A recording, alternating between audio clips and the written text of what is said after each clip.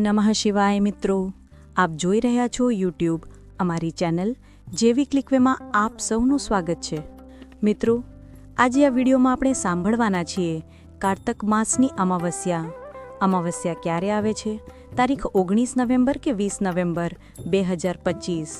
આ અમાવસ્યાનું મુહૂર્ત શું છે, અમાવસ્યાનું મહાત્મ્ય શું છે તે સર્વે કંઈ જાણીશું અને ઉપાય પણ।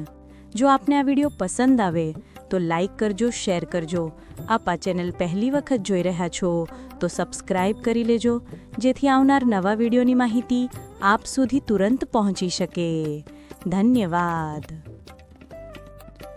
ઓમ ત્રયંબકમ યજામહે સુગંધિમ પુષ્ટિવર્ધનમ ઉર્વારુકમે બંધનાન મૃત્યુર્મોક્ષયમામૃતાत्। બોલો શક્તિપતિ ભગવાન મહાદેવ ભૂતનાથની જય।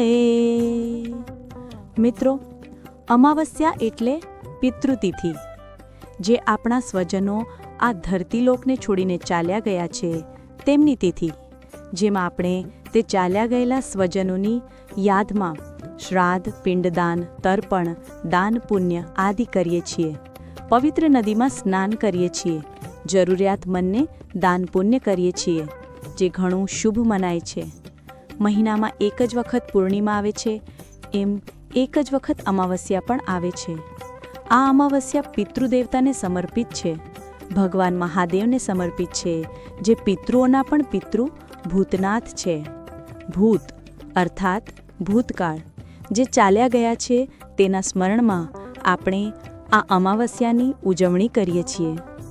અમાવસ્યાના દિવસે શનિદેવની પૂજા, હનુમાનજીની પૂજા, આ ઉપરાંત લક્ષ્મીજીની પૂજા ઘણી શુભ મનાય છે। એમાંય ખાસ કરીને કારતક માસની અમાવસ્યા, જેમ કાર્તિકી પૂર્ણિમાનું મહત્વ છે એ જ રીતે અમાવસ્યાનું પણ મહત્વ છે।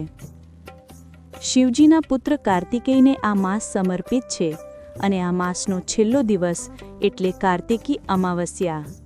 અમાવસ્યાના દિવસે શિવ પરિવારની પૂજાની સાથે લક્ષ્મીનારાયણ દેવનું પૂજન પણ થાય છે, કારણ કે કારતક માસ ભગવાન વિષ્ણુને અત્યંત પ્રિય છે।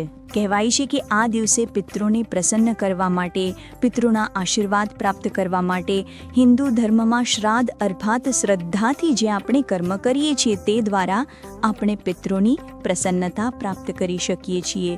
ઘરમાં સુખ, શાંતિ, આરોગ્ય, સૌભાગ્ય રહે એ માટે પિતૃદેવતાને પ્રાર્થના કરાય છે। સૌપ્રથમ આપણે જાણી લઈએ કે અમાવસ્યાની તિથિ ક્યારે આરંભ થાય છે। આ કારતક માસની અમાવસ્યા તિથિ પ્રારંભ થાય છે તારીખ 19 નવેમ્બર 2025 સવારે લગભગ 9:43, જે તિથિ પૂર્ણ થાય છે 20 નવેમ્બર 2025 બપોરના લગભગ 12:16। ઉદયા તિથિ અનુસાર પણ અમાવસ્યાનું વ્રત થાય છે અને રાત્રિની તિથિ અનુસાર પણ, કારણ કે અમાવસ્યાની તિથિ તે રાત્રિની ઘોર અંધકારની તિથિ મનાય છે, એટલા માટે 19 નવેમ્બર 2025ના દિવસે અમાવસ્યાનું વ્રત પણ થશે અને રાત્રિએ જે હનુમાનજીની પૂજા, શનિદેવની પૂજા થાય છે તે પૂજા પણ થશે અને અમાવસ્યાની પૂજા પણ પીપળાના વૃક્ષની પૂજા આદિ, આ ઉપરાંત જે સ્નાન, દાન, જપની સૂર્યોદય તિથિ પ્રમાણે આપણે તિથિ જાણીએ તો 20 નવેમ્બર 2025ના દિવસે આ તિથિ ઉજવવાની રહેશે, જે ગુરુવાર આવે છે। ભગવાન લક્ષ્મીનારાયણ દેવનું પૂજન પણ થશે અને પિતૃદેવતાની પૂજા પણ આ અમાવસ્યાના દિવસે સવારે વહેલા ઉઠીને સ્નાનાદિથી પરવારીને શુદ્ધ વસ્ત્ર ધારણ કરવા, સૂર્યનારાયણ દેવને અર્ધ્ય આપવું, ગાયત્રી મંત્રનું ઉચ્ચારણ કરવું, ઘરમાં જે આપણું મંદિર છે, પૂજાનું મંદિર છે, જેમાં આપણા ઈષ્ટદેવની સ્થાપના કરેલી હોય છે તેમની પૂજા કરવી અને આ ઉપરાંત સરસવના તેલનો દીપક પ્રગટાવીને પિતૃદેવતાના સ્મરણ અર્થે દક્ષિણ દિશા તરફ મુખ રાખીને પિતૃનું સ્મરણ થાય છે। દીપદાન થાય છે, પીપળાના વૃક્ષ નીચે જઈને પણ સરસવના તેલનો કે તલના તેલનો દીપક પ્રગટાવવો જોઈએ। 7 પ્રદક્ષિણા થાય છે।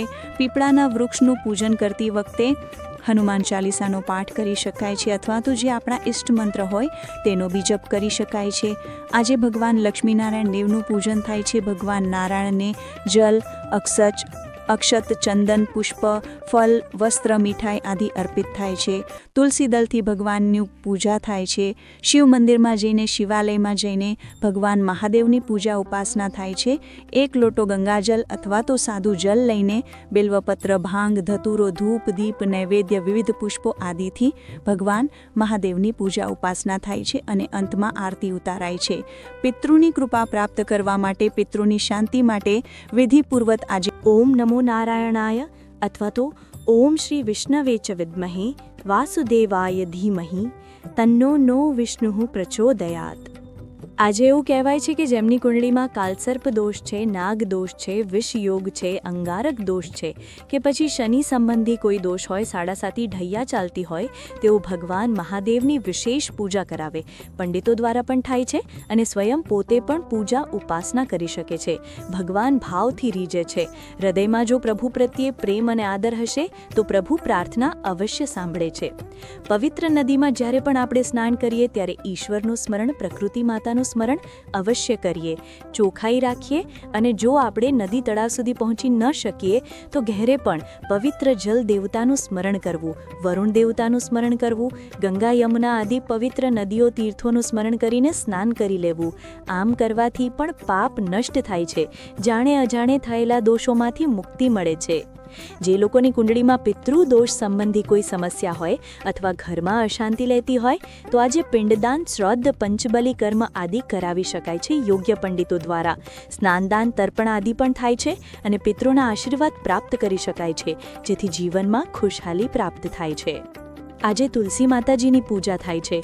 સવાર સાંજ દીપદાન થાય છે. તુલસીજીની પૂજા તે સાક્ષાત ભગવાન હરિની જ પૂજા કહેવાય છે. આ ઉપરાંત એવું પણ કહેવાય છે કે આજે પશુ પક્ષીની સેવા કરવાથી, દાણા ચણની વ્યવસ્થા કરવાથી, ગાયને લીલું ઘાસ છે અથવા લીલા શાકભાજી છે અથવા ઘરનું બનાવેલું ભોજન, ગરમ રોટલી અને ગોળ ખવડાવવાથી પણ પુણ્યના ભાગી બનીએ છીએ. કારણ કે જીવ દયા કરવી તે મનુષ્યનો ધર્મ છે, આપણી ફરજ છે. ભગવાને મનુષ્યને જ કર્મના બંધનમાં રાખેલા છે. પશુ પક્ષી કર્મના બંધનથી મુક્ત છે. તેઓ જે કંઈ કરશે તેનો દોષ લાગતો નથી, પરંતુ મનુષ્યને પાપ પુણ્ય આદિનો દોષ લાગે છે. જો શુભ કર્મ કરવામાં આવે તો શુભ ફળની પ્રાપ્તિ મળે છે અને પાપ કર્મ કરવામાં આવે તો સજાના રૂપમાં ઈશ્વર પરમાત્મા દંડ પણ આપે છે. માટે આ બધું મનુષ્યને લાગુ પડે છે, પશુ પક્ષીને નહીં. એટલા માટે જ મનુષ્ય પશુ પક્ષીની સેવા કરીને આ દોષોમાંથી મુક્તિ પ્રાપ્ત કરી શકે છે. આ ઉપરાંત આજે અમાવસ્યા છે, ઘોર અંધકારની રાત્રિ છે. માટે રાત્રિ એવું કહેવાય છે કે નકારાત્મક ઉર્જા જે આકાશમાં વિચરણ કરે છે ત્યારે ઘરની બહાર કામ હોય, જરૂરી હોય તો જ જવું, નહીંતર ઈશ્વરનું સ્મરણ કરવું, બજરંગ બલીનું સ્મરણ કરવું, પરમાત્માનું સ્મરણ કરીને નીકળવું. કાર્ય પૂરું થાય એટલે સ્નાન કરીને પૂજન કરવું. આપણા જે ઈષ્ટ દેવતા ઘરમાં બિરાજમાન છે તેમનું સ્મરણ કરવું. ગર્ભવતી મહિલાઓએ પણ કામ હોય તો જ બહાર નીકળવું. આજે અમાવસ્યાનું વ્રત પણ કરી શકાય છે, જે પિતૃ નિમિત્તે છે. ભગવાન વિષ્ણુ અને ભગવાન મહાદેવ સંબંધી આ વ્રત છે. અમાવસ્યાનું વ્રત કરવાથી જન્મ જન્મના પાપ દોષમાંથી મુક્તિ મળે છે. જીવ હત્યા જે આપણાથી થઈ હોય, જાણે અજાણે આપણા પગ નીચે કોઈ જીવજંતુ આવી જતા હોય તેના પાપમાંથી પણ મુક્તિ મળે છે. કારણ કે અમાવસ્યા તે મુક્તિ તિથિ છે, મુક્તિ દેનાર તિથિ છે.